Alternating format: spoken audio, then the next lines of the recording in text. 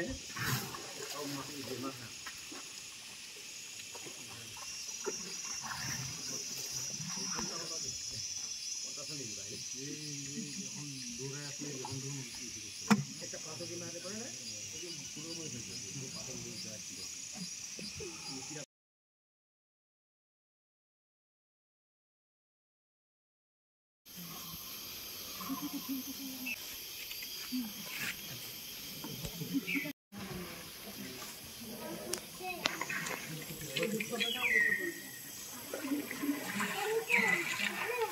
দেখুন স্নান করছে কি সুন্দর করে।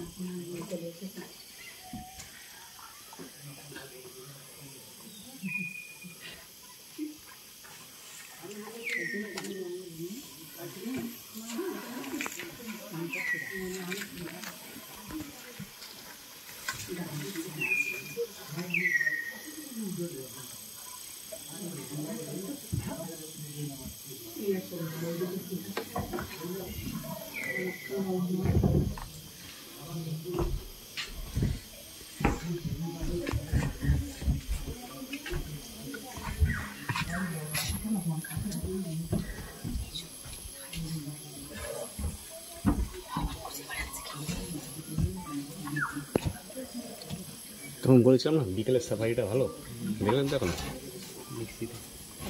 বিকেলে না আসলে এটা পর পেতেন।